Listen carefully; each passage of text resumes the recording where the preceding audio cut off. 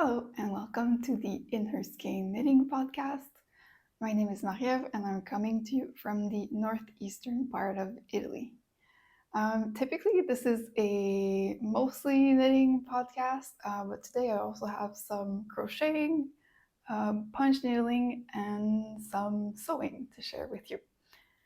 So I guess I'll start with my most recent FO. I think I've talked about this one, yes, a little bit in the last episode. I think I had just like frogged this summer top, and I was restarting to knit it. I'm looking down because it's actually still on the blocking mats. I finished it yesterday, so it's still a bit damp, which is why I'm not wearing it. And also, there's a few things, or at least one thing that I think I'm going to modify, but I'll still show you. So this is the top. I'll maybe insert on the side the sketch that I made before knitting this, and you'll see that there was supposed to be a little cap sleeve, and the way that I made it is like not long enough, I think. So that's the thing that I want to modify, and I still need eventually to weave in the ends. But yeah, so this is what it looks like. I think I was able to achieve what I had in mind mostly, except for the little cap sleeve that I think I just need to rework with a bit more short row shaping to make it a bit longer here. And yeah, it has also a folded neckband like this. And this, I call it a crochet-like edging. It's made using, it's a 3-round repeat where you have a bit of a ribbing, and then instead of doing like your typical yarn overs and knit 2 togethers to make eyelets like this, it's using some casting off or binding off and casting on stitches. So I think it's very fun to work. Last time I was saying that this is probably going to be my first garment design. Now I'm not convinced anymore. I think that I go like back and forth, but I think that once the little cap sleeve is a bit longer, I think I'll like it more, and then maybe I'll be more motivated to write down the pattern. I've been writing it down as I go. And the grading for this one shouldn't be too complicated because it's a pretty easy, standard, simple construction. It has a little bit of short row shaping at the back just to create this shoulder drop like this so that it fits nicely on the shoulders. And the same thing happens in the front so that you get like a wedge here. So it works well for the shoulder slope. And then I wanted to design it with an armhole depth that is not too low. And yeah, the rest is knit in the round stockinette stitch. And the yarn that I use for this one is the onion yarn. It's an organic cotton, nettles, and wool blend. The wool content is 22%, so I'm hoping that it's not going to be too warm.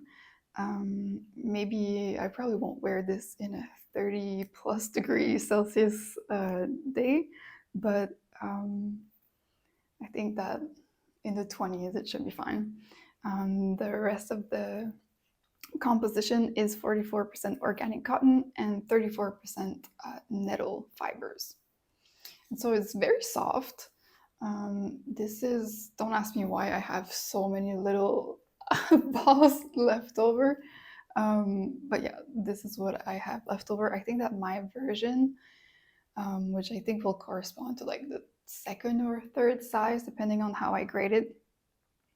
I've used the equivalent of 4 balls, so for 200 grams-ish. So it's a quick summer knit that uses a, I don't know, reasonable amount of yarn for a reasonable price, I mean. I think that this version probably cost me around 30 euro. So yeah, I think that's all I have to say about this one. I will rework the cap sleeve, see how I like it, and then potentially write and grade the pattern. So yeah, that's it for this one. The next thing I have is another design. I was very inspired by like spring colors, and I want to do something with crochet. And this was an idea that was floating around in my mind for a while now. And I don't know, it had to marinate a little bit because I wasn't sure how I would do the construction for this one. But essentially, I had an idea to make a sock with granny squares and knitting. So I'll show you what it looks like. It's easier, I guess, to describe once you see it. So this is the front of the sock. Maybe you'll think that I'm crazy, or like me, this will make your heart jump, I guess. To quote It's a Sarah knitting podcast, it's very heart jumping for me, this. But yeah, so I made 4 little crochet granny squares, and then the rest of the sock is basically worked. I still don't know yet if I will write the recipe top down, like cuff down or toe up. This one is knit toe up, so you basically cast on your stitches using the Judy's Magic Cast On, do a regular toe, and then you join in your stripe of granny squares here, and then you knit back and forth like this, joining. So it's like modular knitting where you're joining your stripe of granny squares as you go. And then for this one, I decided to do a fleagle heel just to make it look very sleek. And it's also like a summery sock, I guess, or spring sock. And so I think that, I won't wear this in winter boots. And so I think that because typically I like to do a slip stitch heel flap to give a bit more strength to the heel portion. But since this won't be worn in boots, I thought I would do a fleagle heel because I like how sleek it looks. And it's also very fun to work. I hadn't done a fleagle heel in a while, so that was a fun little thing to do. And then finish with so basically here you start again to work in the round by picking up these stitches and do the ribbing. Now that I'm looking at it, I'm thinking it might look better with a picot edge here instead of the ribbing, because the yarn that I use, that I'll get to in a second, it doesn't bounce back that well. And so it doesn't look, the ribbing, in my opinion, doesn't look great. So yeah, I think I'll go back and modify that. But yeah, these are my crochet socks. Do you think this is crazy, or are you excited like me to work these up? So yeah, this is the granny square that I use is the Daisy granny square, I believe it's called. It's the same one that I used to make my crochet cardigan that I've shared on here before.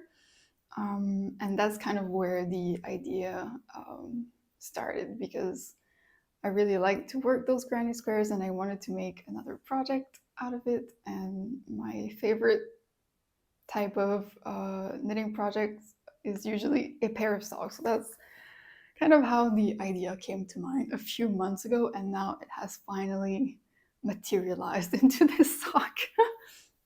So I'm very excited about these. I actually have worked the granny square stripe for the second one, but I have like 10,000 different color combinations in mind that I want to test out.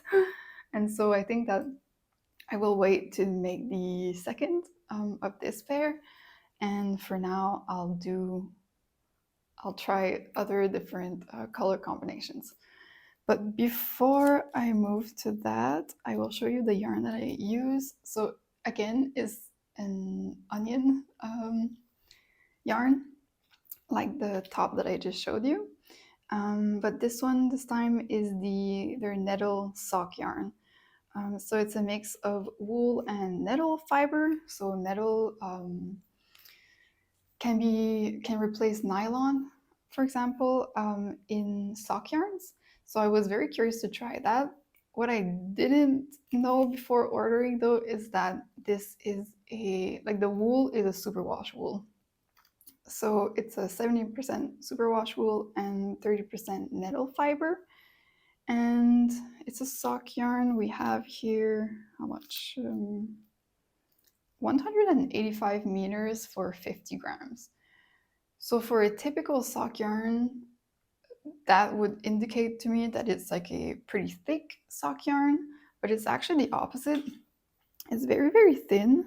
And I think that it might be like the weight might come from the nettle because it's a plant fiber that are usually more heavy than wool in yarn. And so this is what it looks like. This is the undyed color. The number of the color is not written here, but I'll write it somewhere. And yeah, so it's very thin, and I don't know if I love the fabric that it creates. It's a bit see-through. I think I should have gone down because I always knit my socks on 2.5 millimeter needles, but I think that I should have gone down to a 2.25 or even a 2 millimeter for this. Don't know if you can see, but it's not a very dense fabric. But since this is for springy socks, I guess, it's fine. But yeah. And the other thing I'll mention about these socks is that, like, I don't know if it will be very warm for the winter. Just because of the nature of the granny square, you have a lot of holes here. So just something to point out. But I think that, it's comparable to a lace sock. I think that my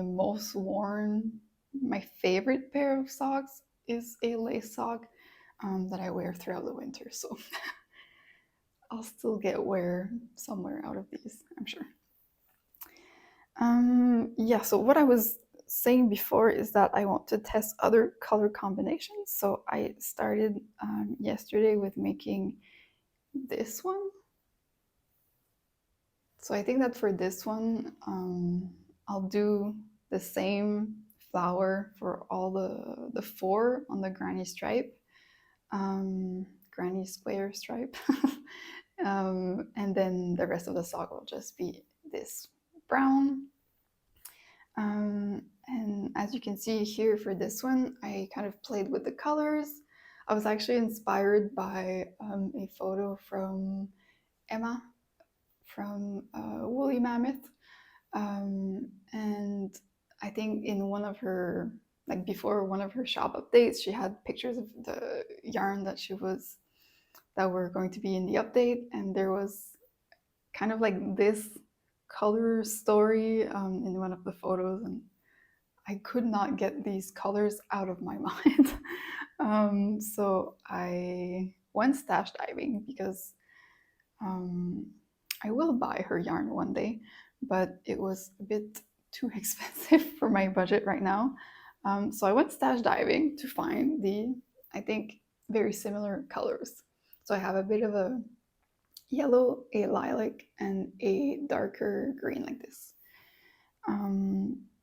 But yeah, so this one, I think that I will do the same flower colors all the way around with the brown, but you could also do, the possibilities for this are endless. You can, the third color here of the granny square can be a different color from the rest of the sock. They can all be different colors throughout. You could even do like a color block situation where, I don't know, let's say that here for the background I would have used green. I could have, done this part also of the sock green, or yeah, possibilities are endless, and I can't wait to make more for myself. And I think once I have the pattern written down, I'll do a test call. And yeah, I think that's selfishly my favorite part of doing test knits, is to see what colors or color combinations that people use. And so I'm very excited to see your colors as well that you choose. But yeah, this will be the next one that I cast on. Okay, I think that was it. Oh no, that's not it for the knitting. I didn't make any progress on my Barbroe blouse. I kind of lost steam on it, but I think I should get back to it soon because, as I mentioned last time, I was playing around with the sleeve increases, and I think that I should probably get that done soon. Otherwise, I will forget how I did it. But yeah, I took a little break from it. But the other project that I kept working on is my Stella quilt cushion. So last time I showed it, I think I had this done. So I didn't do anything else for the front, but I did do what I said that I wanted to try last time for the back. So I only have these 4 squares and this one that I'm currently working on. And I'm just noticing now that I made a mistake here. I probably purled a row instead of knitting it. Anyways, but yeah, so last time I was saying that doing this part was it wasn't so enjoyable for me just because I had to always look at the pattern. I think I mentioned this last time, but people were saying that this is a very mindless knitting. I didn't think so. I think that, I had to look at the pattern all the time because there's 4 different methods to making these squares or, triangles. And so I had to look at the pattern all the time. But my favorite square was the one that I think is probably this one and this one, if I remember correctly. I think it's the method C in the pattern. Is the one where you pick up all your stitches and then you do short rows, and then for the other half you do just decreases. Whereas the other methods you have to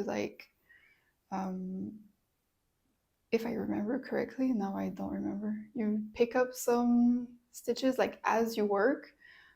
So yeah, anyways, the method C for me was the most enjoyable, and I wanted to try to do the back with only the method C and without the triangle. So just doing the full square with my leftover yarn. By the way, this is all leftover yarns. And I really like how it looks so far. I'm kind of in the middle here of finishing this square up. But yeah, so I think it's going to make a really nice reversible cushion cover. And yeah, I really enjoy doing the squares. So yeah, this is a little bit of progress that I've made on that. Now moving on, I don't know if you can see it behind me, it's something new. It's my punch needle frame that my boyfriend and I built. And I think I may have talked about this before in another episode, but yeah, we had this in Montreal, and then when we moved away, I had to get rid of the frame because it was just too big to transport here. But I did keep the, don't know how to call it, like a canvas, I guess, like the piece of fabric that you punch needle into. I kept that one, and then we rebuilt the frame here so that I can continue working on it. As you can see, there's not a lot of progress, but I'm kind of going for like a abstract field vibe. Or like right now it looks a bit like dunes. But yeah, so that is also using some leftover yarns. I have a little basket here that I've been saving like bigger scraps and from bigger weights, just because I have it's the Oxford um, punch needle, and I don't know exactly which weight it's made for, but it's not for like a fingering or anything like that. It's for probably like worsted Aran weight yarn. So I've been collecting scraps of bigger weights to eventually work into that. And so this is like the type of project that I think will take a long time.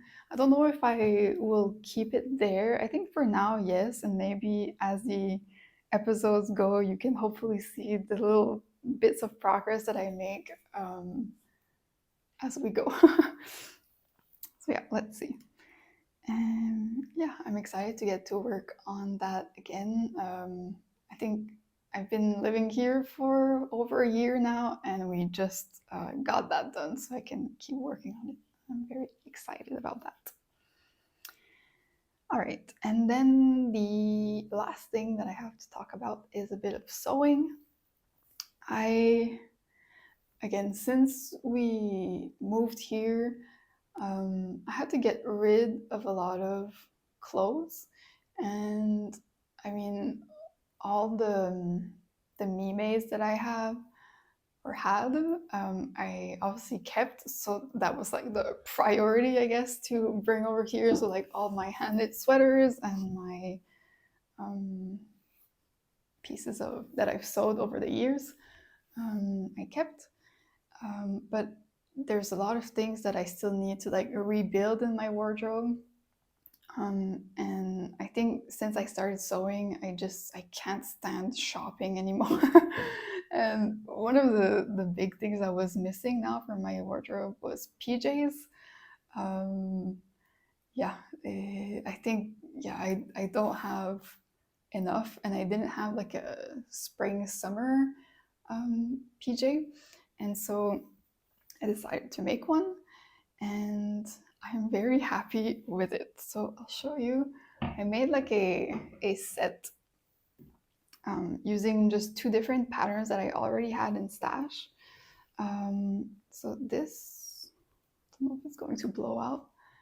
This is the Blouse Rose, I believe, by Atelier Bernier, which is like an independent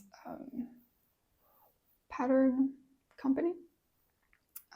In this little ditzy floral print that I got from somewhere in France. I think it was from Les Coupons de Saint-Pierre, which is something that, I don't know, if you're Italian and you sew and you have good fabric store recommendations in Italy, preferably online, because there's not a lot close to me. But if you have recommendations, please send them my way, because I find that it's a bit strange. There's like in France, and also when I was in Canada, there's a lot of like really good fabric stores that focus a lot on carrying like sustainable fabrics, or things that are fashion forward. I don't know how to describe it. Like here, there is a fabric store pretty close to me, but it's like the equivalent in Canada of like a Fabricville. I think in the US it's like Joann's. And so it's like they have some cottons, for example, but I don't know, it's just difficult to find like really good quality and like beautiful fabrics. And it's kind of like counterintuitive, I guess, because a lot of fabric is produced here in Italy. but I guess that most of it is exported. And so, yeah, I have a hard time finding nice fabrics here. And so I typically end up ordering in France. So, yeah, if you have recommendations, please do let me know. I found a few little stores online, but when I order fabric, I typically like to place like a big order um, because I don't know, shipping costs and whatnot. Um, or like I'll be looking, for example, for like a denim and a viscose. And in the fabric stores, like the online fabric stores that I found here, there's not a lot of choices. And so you need to like order one from one store, one from the other. And I don't know, I like to combine my orders, is what I'm trying to say. But either way, I bought this one from France. It's a cotton poplin. So it's very lightweight, it's very nice. And if you order from that store, Les Coupons de Saint-Pierre, they mostly offer pieces of fabric that are already cut, so you can't really choose how much you're getting. It's all 3 meters, but that's perfect for a PJ set, which is also one of the reasons that I went there, because they have good prices for big quantities. And yeah, I really liked this print. And when I ordered it, actually, I didn't notice that. I thought it was just yellow and green, like yellow flowers and green leaves. But there's also some little lilac flowers in there. And so it's very, I didn't notice this at the time, but it matches a lot with this sock and the granny squares that I was making kind of at the same time. So yeah. But yeah, this is the Blouse Rose by Atelier, and has a little ruffle, some puff sleeves that I've modified a little bit. I think in the pattern it like uses an elastic to like cinch in here the sleeve, but since it's for a PJ, I wanted something a bit more flowy, not so constrictive. So that's what I did. I just did like a big, or something that has, you know, a lot of ease on my arm, using kind of like a, what is the word in English? I forget the word. I will write it down. I have the word in French in my mind. So using that to kind of just like enclose the sleeve. And then the rest is done again with this thing that I don't remember the name of in English. This one I think I should have made my own, but I was too lazy, so I used some that I already had in my stash, because you don't see it from the outside. And then it has little ties here. The pattern has the option to put a, again, the word in English, I am not sure, but like a button band type of thing in the back, because otherwise it's just open like this. I think that typically I would have put it under if it was something that I would wear outside, but since it's a PJ, I didn't bother. I just made it like this. And this makes me think, actually, I was talking to my friend Laura on Instagram. Hello, Laura, if you're watching. And because she has the same yarn that I've shared a few episodes ago. It's like a DMC cotton blend of some sort. And yeah, she has the exact same yarn. So we were talking about what we wanted to make with it. And she sent me like a few pattern ideas. And one was, I don't remember the name, but I'll put a photo here of Park Williams, I think. And it has like, not bows, but it has like ties here and then slits at the front. And I was like, this is like, I'm not enough of a cool girl to pull this off. And so we had a little discussion about what being a cool girl even means. And I don't know, I thought it was funny. And then shortly after, I decided to sew this one that has a little hole there. So I guess I'll be cool, but only at home while I sleep. Anywho, so this is for the top. It was a very enjoyable make. Yeah, at some point, in the past few weeks, I was feeling very anxious, and I don't even know why. Sometimes it happens that I don't know, my anxiety just flares up. And typically, sewing is what will calm me down the most. With knitting, I think that it used to have that effect on me, but now I think I'm just like too used to it that it doesn't distract my mind enough. But when I sew, I get like in this like flow state where like everything is just easy, and I don't know, my brain like craves this type of work sometimes. And so yeah, that was very nice. And these are the pants. These are I think it's the Tula Pants by Papercut Patterns, maybe. And so both of these pieces are not meant to be PJ patterns, but since I had them, I decided to use these. I think they can be very versatile, which is another thing that I really like about sewing. You can take a pattern and make it 10 times in 10 different ways, and if you change the sleeve or a ruffle or anything, you can really customize it and to get a lot of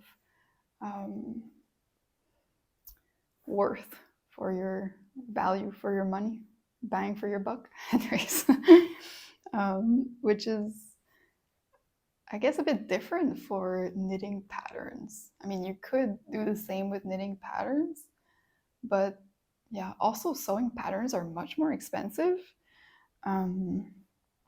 That's, I guess, a whole other conversation.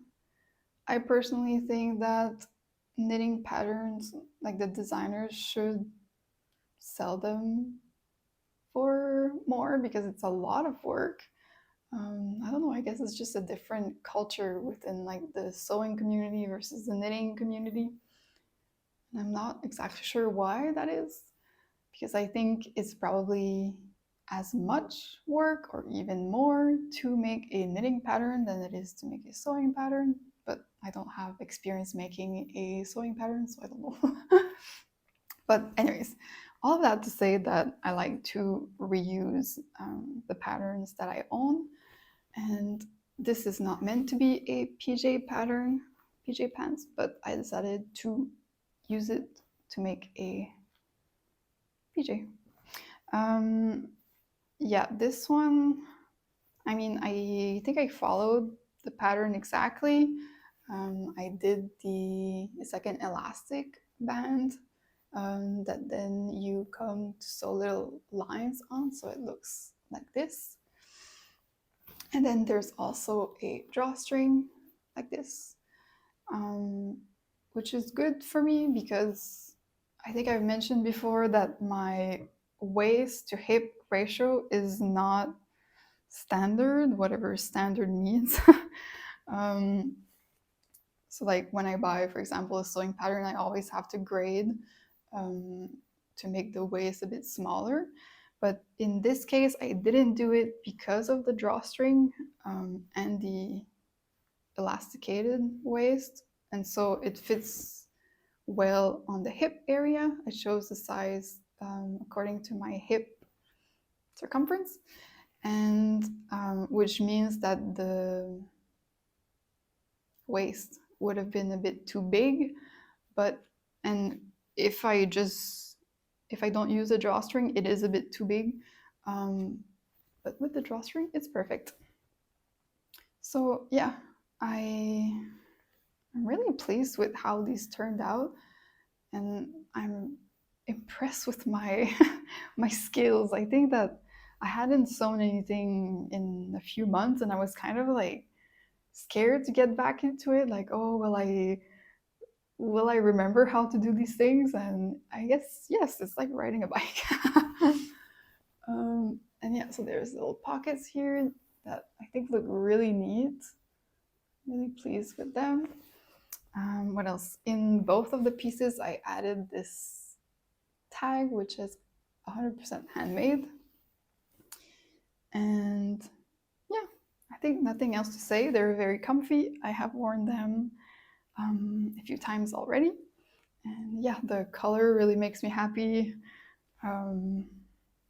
Everything about them I like. So I was very pleased with this pretty quick project. I think that for me, what takes the longest in sewing is usually printing the pattern, cutting it, gluing all the pieces together, cutting the pattern, and then cutting the fabric. That's the longest part. But once I get to the actual sewing part, it's very meditative and nice. And since I didn't have to prepare the patterns because I had them already, it was a very enjoyable process. And yeah, I guess also sewing related, tomorrow is May 1st, I think.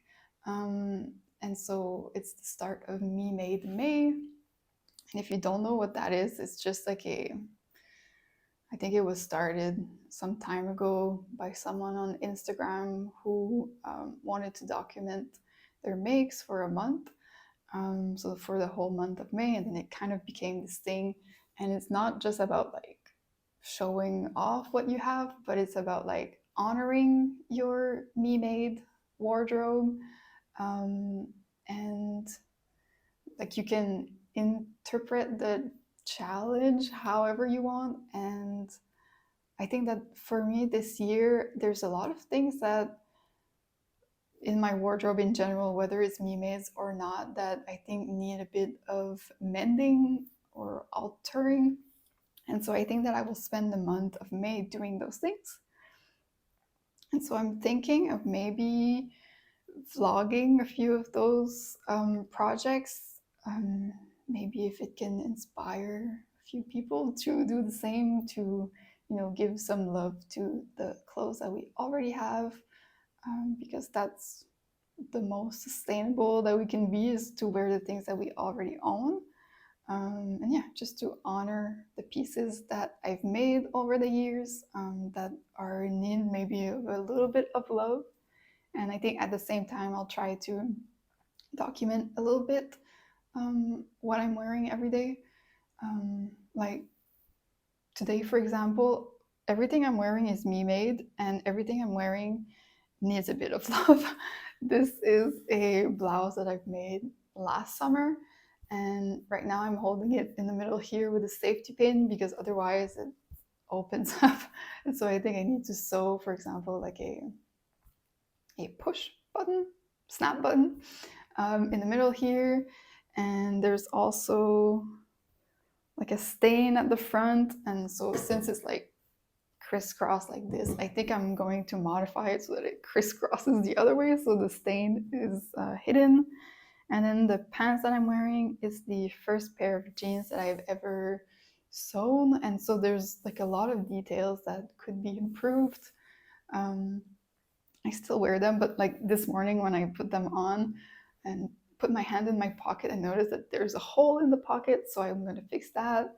And it's also a button fly like this, and the buttonholes, like when I sewed them on, I think something went wrong. Don't know exactly what, but like the thread around the buttonholes is just like kind of removed, but it's still there, and so the buttons like get caught in it when I put it on and off. And anyways, a lot of little things like that that I need to modify, mend on my clothes. And so I think that I will try to document a little bit of it, and maybe towards the end of the month, I'll put this video out there.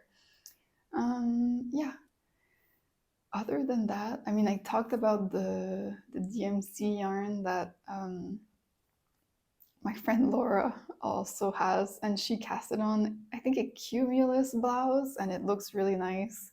I don't think I have enough to make a tee or something. I think it will have to be a tank top, and my original idea was to do the Juno top by Ines Oliveira. Oliveira, I don't know how to pronounce it. I'm sorry. Um, I think I will still go for it. My only hesitation is that the fabric may be a bit too, like, not drapey enough. But I'm hoping that by washing the yarn is going to gain a bit more drape. I don't know, let's see. But that's something that I want to cast on very soon. I may do that today, actually. Let's see. But yeah, I have a lot of projects that I want to get to, but there's just not enough time. So yeah, let's see. I'll try to document a bit of my Me Made May journey, and I guess I will see you next time in that video. I hope you're enjoying everything that you're knitting on, and the spring weather. Here it's like up and down. It's either like very warm or very cold. The other day we went to the beach, like mid-April. It was beautiful. And then like a few days after, we were freezing in the house. Yeah. But yeah, I hope that you are enjoying what you're working on, and I will see you next time. Bye.